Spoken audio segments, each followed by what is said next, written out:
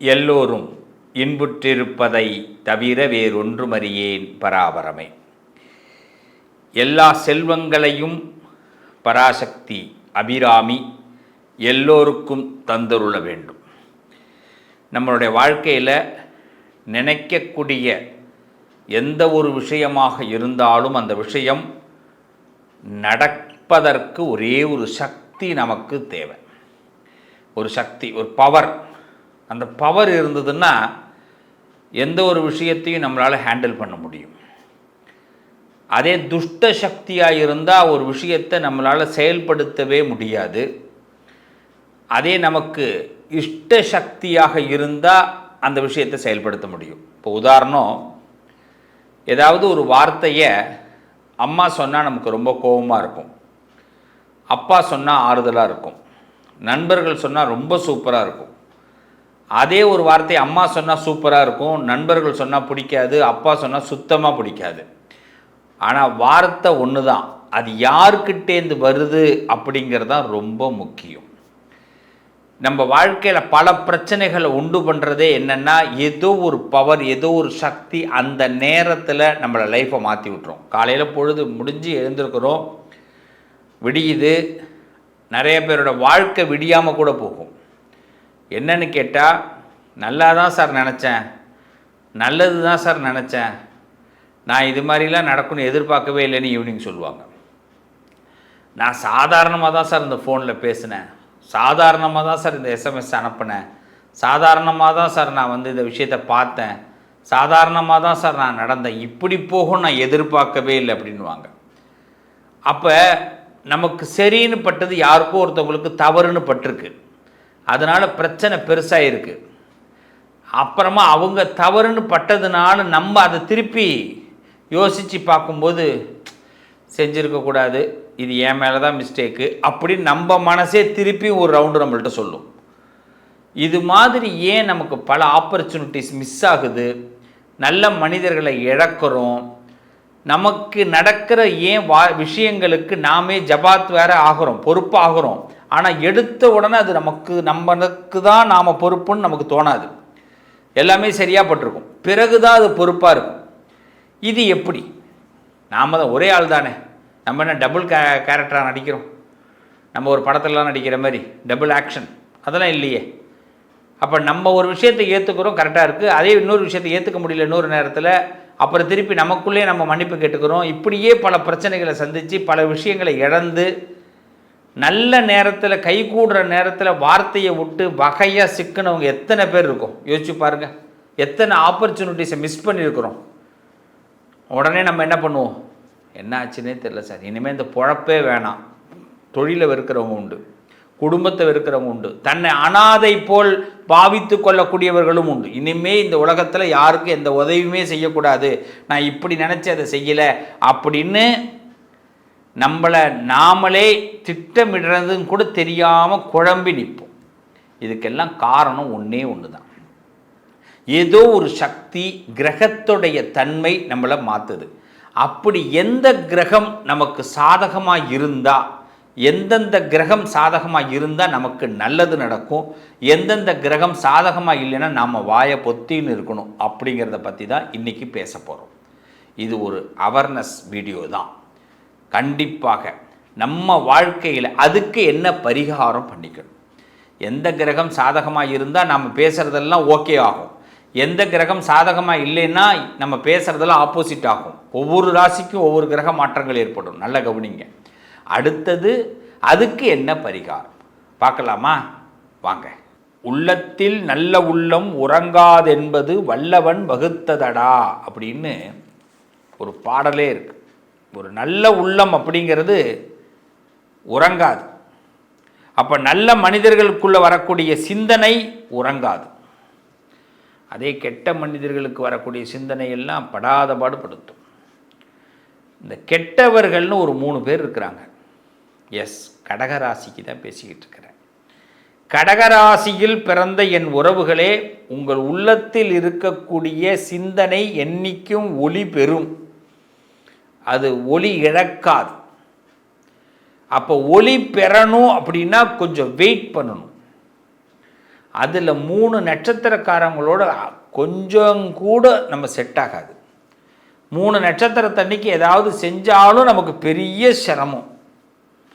அது எது 3 நட்சத்திரம்? இதை தான் இப்போ பார்க்க போகிறோம், அலாட் பண்ணுறோம். அதே மாதிரி சில கிழமைகள் ஒத்து போகாது. அது எந்த கிழமை ஒத்து போகாது? எந்த கடவுளை இப்போ நீங்கள் வணங்கினா இதுக்கெல்லாம் பெஸ்ட்டாக இருக்கும், ரொம்ப ஈஸியாக. ஏன்னா நம்ம வாழ்க்கையில் நிறைய விஷயங்களை கணக்கு போடுறோம், தோல்வி அடையுது, கணக்கு போடுறோம், தோல்வி அடையுது. என்ன மிஸ்டேக் நடக்குது நமக்கும் புரியல, காலத்துக்கும் புரியல. என்றைக்கு தான் நமக்கு ஒரு விடிவு காலம் ஏற்படும்? இடைஞ்சலாக இருக்க, யாரை நம்புறது, யாரை நம்பாமல் இருக்கிறது? இன்றைக்கி காலையில் ஒருத்தன் நல்லவன் மாதிரி பேசுகிறான், ராத்திரி அவனால் பிரச்சனை வருது. போன வாரம் நல்லவன் மாதிரி பேசுகிறான், அடுத்த வாரம் நமக்கு எமகாதவனாக அவனே வந்து நிற்கிறான். இந்த வாரம் ஒருத்தன் எமகாதவனாக நிற்கிறான், அடுத்த வாரம் நமக்கு உயிரை காப்பாற்றுறான். என்னடா ஒரே கன்ஃபியூஸாக இருக்குது இல்லையா? இந்த கவுண்டமணி ஒரு படத்தில், சூரியன்ற ஒரு படத்தில் சொல்லுவார், நிறைய வசனங்கள் பார்த்தீங்கன்னா அது எல்லாமே அப்படி தான் இருக்கும், ஒரே கன்ஃபியூஸாக இருக்கும். அது மாதிரி தான் இந்த கடகராசிக்காரர்களுடைய வாழ்க்கை அப்படி தான். இதெல்லாம் அரசியலில் சாதாரணமாப்பான்னு சொல்லிட்டு போக முடியுமா? இதெல்லாம் வாழ்க்கையில் சாதாரணமாப்பான்னு சொல்லிட்டு போக முடியுமா? சத்திய சோதனைன்னு சொல்லிட்டு போக முடியுமா? சூரியன்ற படத்தில் பாருங்கள், கவுண்டமணி காமெடி சீன்னு போடுங்க, இது எல்லாமே கடகத்துக்கு அப்படியே செட் ஆகும். அப்படி தான் சில விஷயத்தை பொறுத்துக்கிட்டே போக வேண்டியதாக இருக்குது. பொறுமையை சோதிக்கிறாங்க ஐயா, ரொம்ப சோதிக்கிறாங்க.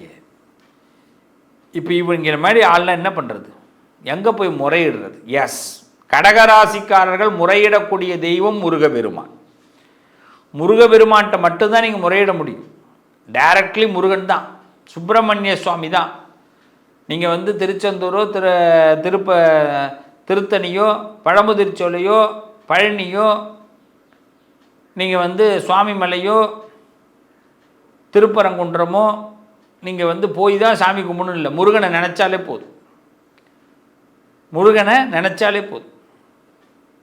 அதில் ரொம்ப காட் கிரேஸ் உங்களுடைய வாழ்க்கையில் முருகபெருமான் சுவாமி மலையில் இருக்கக்கூடிய முருகபெருமானாலையும் பழனியிலே தனித்து இருக்கக்கூடிய முருகபெருமானாலையும் உங்களுக்கு நிறைய மாற்றங்கள் ஏற்படும்.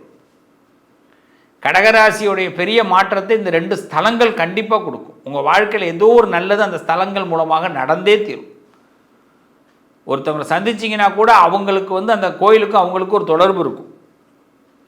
அப்போ கடகராசிக்காரர்கள் இந்த 2 ஸ்தலங்கள், 6 ஸ்தலத்தில் இந்த 2 ஸ்தலம் உங்களுக்கு பெரிய நெருக்கத்தை ஏற்படுத்தும். 3 நட்சத்திரம், அந்த நட்சத்திரத்தை அன்னைக்கு எதுவுமே செய்யாதீங்க, எந்த ஆர்கியூமெண்ட்டுமே பண்ணாதீங்க, ஒரு ஒப்பந்தம் போடாதீங்க, அந்த 3 நட்சத்திரக்காரர்களோட கூட்டணி வச்சுக்காதீங்க. அந்த 3 நட்சத்திரக்காரர்களில் கூட்டணி வச்சுக்க வேண்டிய கட்டாயம் இல்லை ஆர்கியூமெண்ட் பண்ண வேண்டிய கட்டாயமாக இருந்தால் அதுக்கு அன்றைய நட்சத்திரத்தை பார்த்து செய்யுங்க. அன்றைக்கி உங்களுக்கு எப்படி இருக்குன்னு பார்த்து செய்யுங்க. சூழ்நிலைகளை ஜாதகம் பார்த்து மெயின்டைன் பண்ணுங்கள், அகலக்கால் வைக்காதீங்க. ஏன்னா அதில் முதல் நட்சத்திரம் மிருகசீரிஷ நட்சத்திரம். இந்த மிருகசீரிஷ நட்சத்திரக்காரர்களோடு நீங்கள் சந்திக்கும் போதும் உங்களுடைய வளர்ச்சி குறைஞ்சிடும். அவங்கள சந்திக்கும் போது, அவங்களோட பேசும்போது, பழகும்போது உங்கள் வளர்ச்சி குறைஞ்சிடும், உங்களுடைய பிரைட்னஸ் கம்மியாயிடும், உங்களுக்குள்ள ஒரு துஷ்ட குணம் வந்துடும். சித்திர நட்சத்திரம், இந்த நட்சத்திரக்காரர்களோட பழகும்போது, இந்த நட்சத்திரத்தில் ஒரு விஷயத்தை செய்யும் பொழுதும் நமக்கு புத்திசாலித்தனம் குறைஞ்சிடும். நமக்குன்னு ஒரு பிளான் வச்சுருப்போம், அப்படி என்ன ஆச்சுன்னே தெரியாது. அவிட்ட நட்சத்திரம், இந்த நட்சத்திரக்காரர்களோட பழகும்போதும், இந்த நட்சத்திரத்தில் ஒரு விஷயத்தை செய்யும் பொழுதும் அதாவது குரூரமான குணம் வந்துடும், ஒரு கொடூரமான சிந்தனைகள். மனுஷங்களே அவிட்ட நட்சத்திரக்காரங்களை பார்த்தாலே உங்களுக்கு பிடிக்காமல் போயிடும். ஏன்னா உங்களுக்கு வாக்குவாதம் தான் வரும், எதை எடுத்தாலும் ஆர்கியூமெண்ட்டு தான். எதுக்கு சப்போர்ட் பண்ணுறாங்களோ அவங்களாலே உங்களுக்கு மைனஸும் நடக்கும். ஸோ கடகராசியிலே பிறந்தவர்களுக்கு அவிட்டம், சித்திரை, மிருகசீரிஷ நட்சத்திரத்தன்று எந்த ஒரு காரியங்களையும் துவங்காதீர்கள். அந்த நட்சத்திரக்காரர்களோடு பழகாதீர்கள். பழக வேண்டிய கட்டாயம் இருந்தால் கரெக்டாக நிபந்தனையோடு பழகுங்க. காரியம் முடிஞ்சால் அப்படி வெளியில் வாங்க.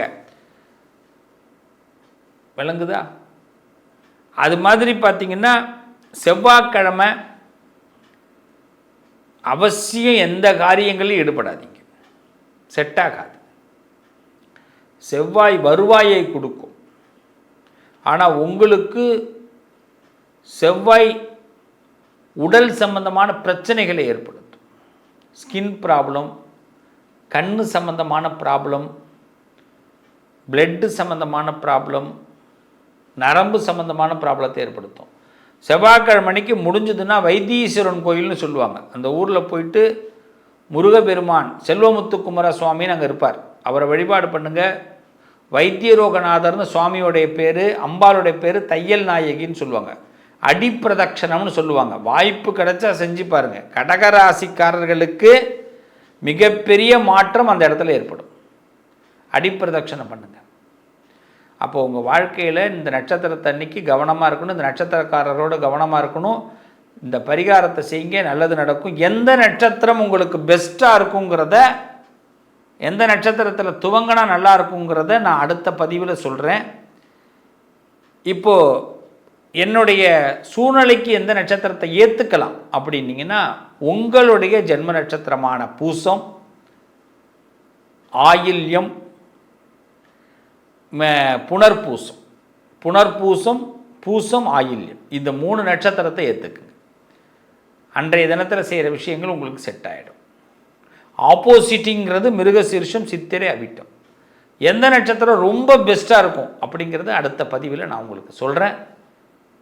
வெயிட் பண்ணுங்க, நல்லது நடக்கும். உங்கள் அதிர்ஷ்டத்திற்கான தீர்வு: கல்வி, பதவி, யோகம், தொழில் வளர்ச்சி பெருக. ஜாதகம், வாஸ்து, திருமண பொருத்தம் பார்க்கவும், பிரசன்னம் கேட்கவும். Positive lion doctor Sivasri Manikanda சிவம்.